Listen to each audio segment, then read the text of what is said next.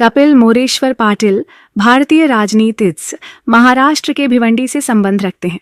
उनका जन्म 5 मार्च 1961 को हुआ था। वे महाराष्ट्र के कोली समुदाय से हैं। कपिल मोरेश्वर पाटिल ने वर्ष 1484 से 85 में मुंबई विश्वविद्यालय से बीए में स्नातक की पढ़ाई पूरी की। राजनीतिक करियर की बात करें, पाटिल ने 2014 में लोकसभा चुनाव में भिवंडी लोकसभा निर्वाचन क्षेत्र से भाजपा के उम्मीदवार के रूप में चुनाव लड़ा था। उन्होंने 7 जुलाई 2014 में लोकसभा चुनाव में भिवंडी लोकसभा निर्वाचन क्षेत्र से भाजपा के उम्मीदवार के रूप में चुनाव लड़ा था। 2021 को प्रधानमंत्री नरेंद्र मोदी मंत्रालय में फेरबदल के दौरान पंचायती राज्य मंत्रालय में केंद्रीय राज्य मंत्री के रूप में शपथ ली और राज्य मंत्री बने। उन्होंने ठाणे जिला सहकारी बैंक के अध्यक्ष के पद पर कार्य किया है और ठाणे जिला परिषद के अध्यक्ष भी रहे हैं। वे मार्च 2014 में भारतीय जनता पार्टी में शामिल हो गए थे। मई 2014 को उन्हें 1 सितंबर 2014 तक शहरी विकास संबंधी स्थायी समिति के सदस्य के रूप में निर्वाचित किया गया। भारतीय जनता पार्टी के कपिल मोरेश्वर पाटिल भिवंडी से सांसद हैं और वर्तमान में वह केंद्रीय पंचायत राज राज्य मंत्री हैं। 2014 के लोकसभा चुनाव में एनसीपी को हराने के बाद पाटिल बीजेपी में शामिल हो गए। वह दिवंगत नेता गोपीनाथ मुंडे के प्रयासों से भाजपा में शामिल हुए और अंतिम समय में उन्हें नामांकित किया गया। उस वक्त मोदी लहर में भी कपिल पाटिल ने जीत हासिल की थी। उन्होंने कांग्रेस उम्मीदवार विश्वनाथ पाटिल को हराया था। कपिल पाटिल को 4,11,070 वोट मिले, जबकि उनके प्रतिद्वंद्वी विश्वनाथ पाटिल को 3,01,620 वोट मिले। कपिल पाटिल को 2019 में भिवंडी से दूसरा मौका दिया गया। इस चुनाव में भी पाटिल कांग्रेस उम्मीदवार सुरेश टावरे को हराकर दूसरी बार दिल्ली पहुंचे।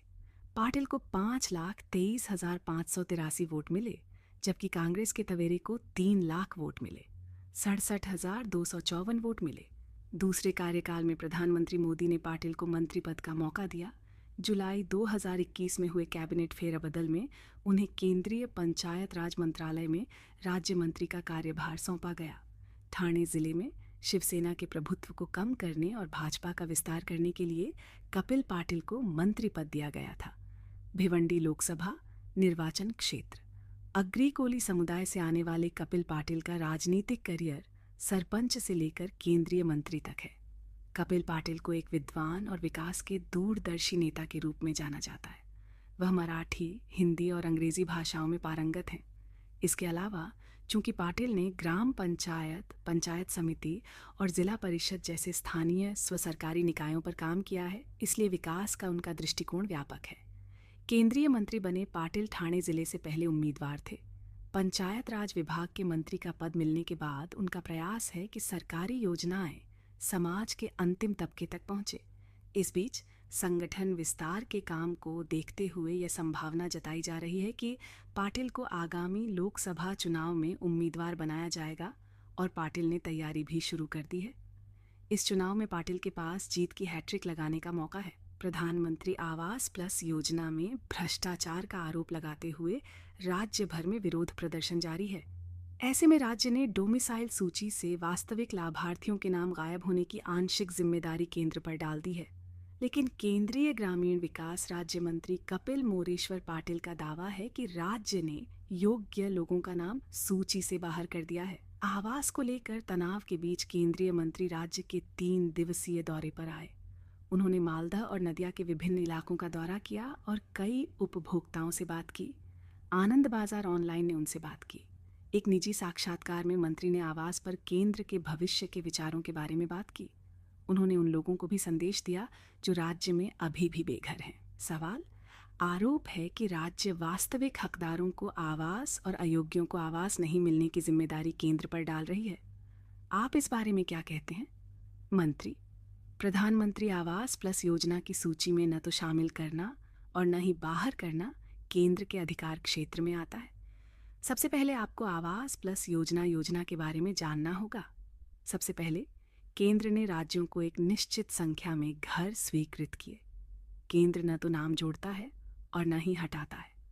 प्रश्न, तो ये पूरी प्रक्रिया कैसे काम करती है?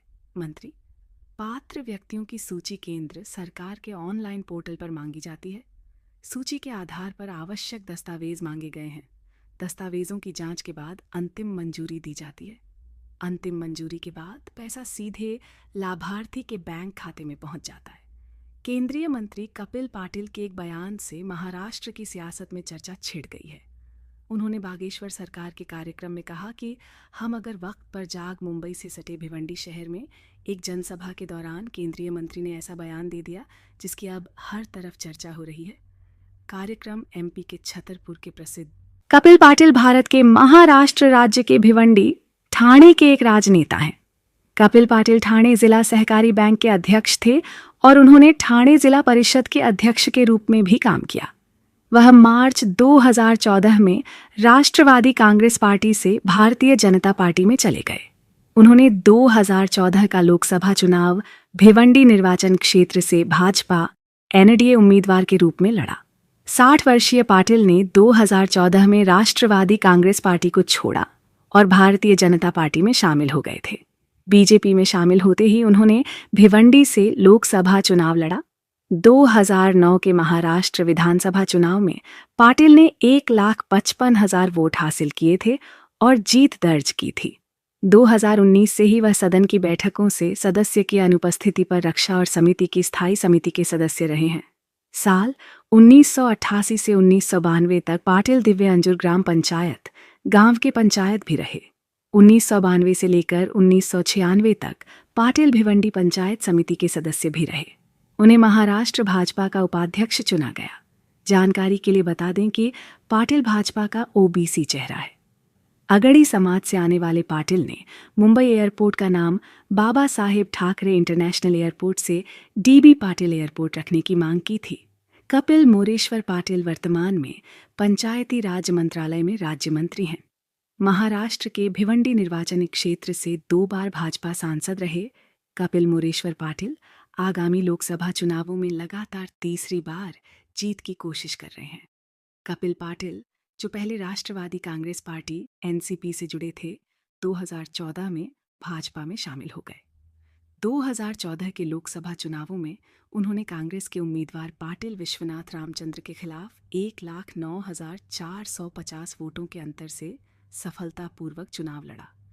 2009 के चुनावों में उन्होंने कांग्रेस के प्रतिद्वंद्वी सुरेश काशीनाथ टावरे को 1,56,329 वोटों के अंतर से हराकर सीट बरकरार रखी।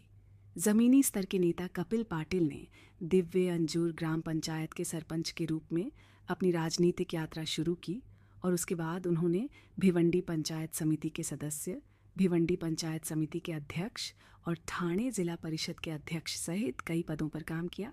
उन्होंने ठाणे जिला सहकारी बैंक के अध्यक्ष के रूप में भी काम किया है। 2020 में कपिल पाटिल ने महाराष्ट्र भाजपा के उपाध्यक्ष की जिम्मेदारी निभाई।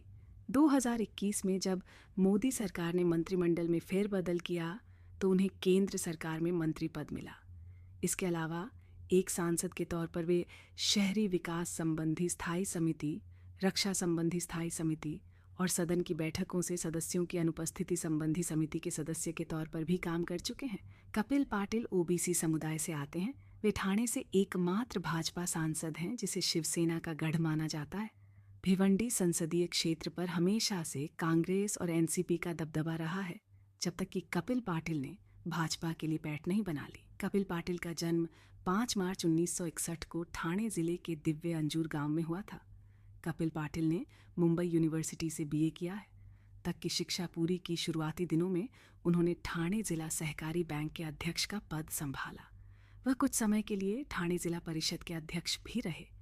कपिल पाटिल ने अपने राजनीतिक करियर की शुरुआत भिवंडी तालुका के दिव्य अंजुर गांव के सरपंच के रूप में की। इसके बाद उन्होंने पंचायत समिति, जिला परिषद सदस्य के रूप में अपनी छाप छोड़ी।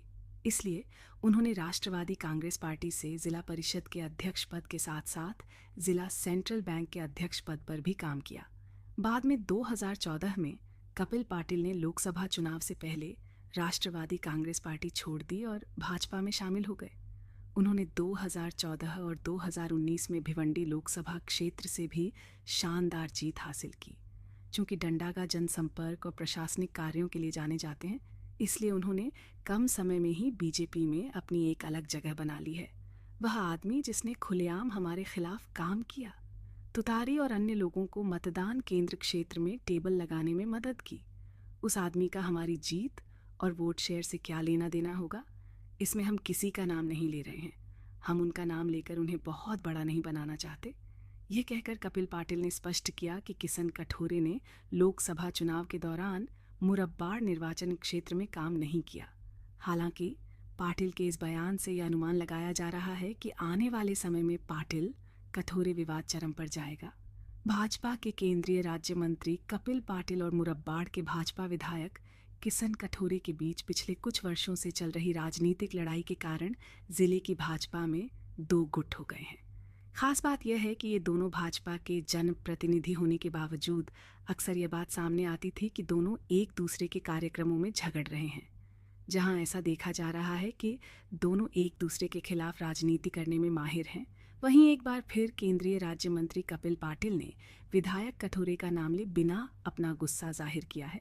खासकर पिछले 2 साल से कपिल पाटिल ने कठोरे समर्थकों को भिवंडी लोकसभा क्षेत्र के साथ साथ जिला भाजपा कार्यकारिणी से बाहर करने की कोशिश की थी। इससे नाराज कुछ समर्थकों ने इसे लेकर कड़ी नाराजगी जताई। जब यह विवाद चल रहा था तब कठोरे पाटिल के कुनबी समुदाय से थे और आगरी ने कुनबी विवाद को सुलगाया। कठोरे को जगह जगह भ्रमित करने की कोशिश की गई। कठोरे भी शांत रहे और राज्य के नेताओं को चल रहे घटनाक्रम की जानकारी देकर बीजेपी का काम जारी रखा। इसलिए ऐसे संकेत हैं कि कठोरे पाटिल विवाद, जो पिछले 2 महीनों से दबा हुआ है, आने वाले वर्षों में